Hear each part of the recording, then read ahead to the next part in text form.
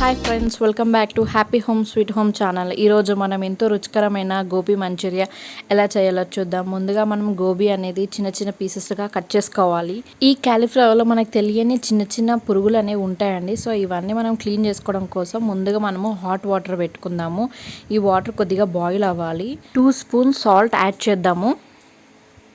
Salt add చేసిన తర్వాత కొద్దిగా వాటర్ అనేది హీట్ అయిన తర్వాత మనం క్యాలీఫ్లవర్ అనేది యాడ్ చేసుకుందాం. దీంట్లోకి క్యాలీఫ్లవర్ అనేది ఉడకకూడదండి, జస్ట్ హాట్ వాటర్లో వేసి ఒక 10 మినిట్స్ అలా నానబెడితే చాలు.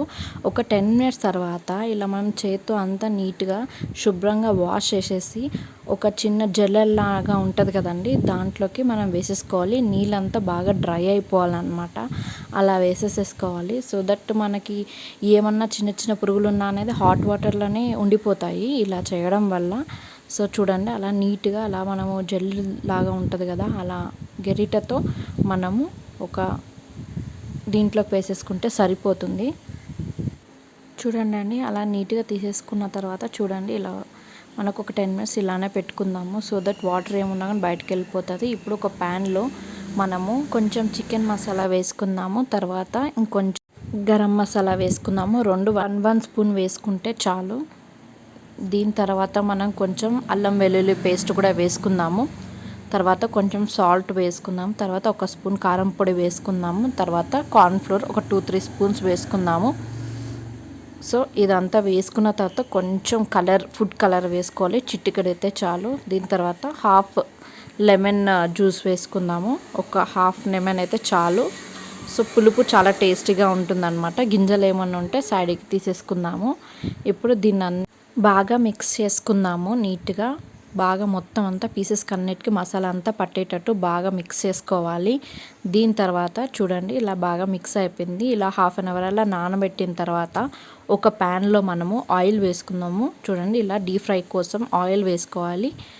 ఇలా వేసుకున్న తర్వాత ఆయిల్ హీట్ అయిందో లేదో చూసుకున్న తర్వాత ఇలా స్పూన్తో ఆల్రెడీ మనము మిక్స్ చేసుకున్న కాలీఫ్లవర్ని ఇలా మనం సిమ్లో పెట్టుకొని వేయించుకోవాలి.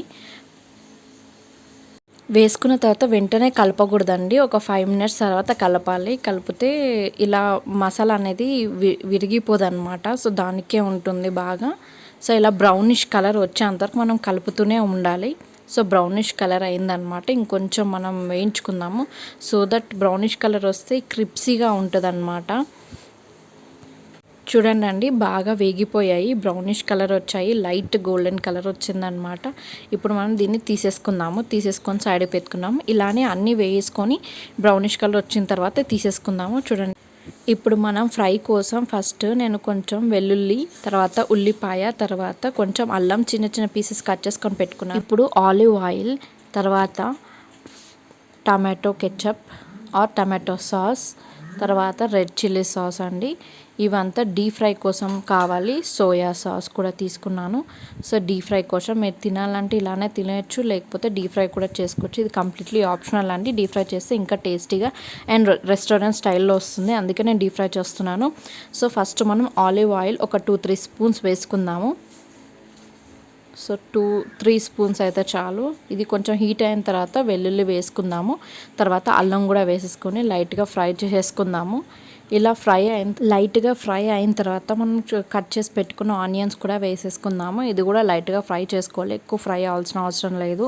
సో దీని తర్వాత మనము కొంచెం కరివేపాకు కూడా వేసుకుందాము. ఇది కంప్లీట్లీ ఆప్షనల్ అండి, మీకు కావాలంటే వేసుకోవచ్చు, లేకపోతే లేదు.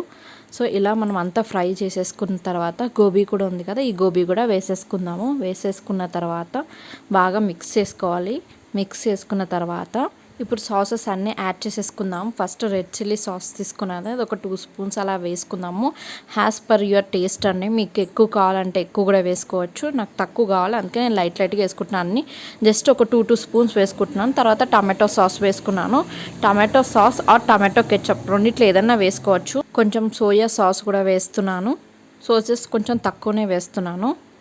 ఇప్పుడు మిక్స్ చేసేసుకుందాము. మిక్స్ చేసుకున్న తర్వాత లైట్గా పెప్పర్ పౌడర్ ఉంటుంది కదా, నేను ఆల్రెడీ పొడి పెట్టుకున్నాను. సో ఇది కూడా పైన అలా లైట్గా చల్లుకొని మళ్ళీ అంతా నీట్గా మిక్స్ చేసేసుకుందాము. మిక్స్ చేసుకున్న తర్వాత లైట్గా ఫ్రై అయిన తర్వాత ఇప్పుడు మనం దీన్ని డెకరేషన్ చేసుకుందాము. అంతే అండి, ఎంతో రుచికరమైన గోబీ మంచూరియా రెడీ అయిపోయిందండి. ఇంట్లోనే చాలా ఈజీగా చేసుకోవచ్చు. కంపల్సరీ మీరైతే ఇంట్లో ట్రై చేయండి. ఈ వీడియో కనుక మీకు నచ్చినట్లయితే కంపల్సరీ లైక్ చేయండి, షేర్ చేయండి, సబ్స్క్రైబ్ చేయండి. Thank you for watching my video. Bye bye.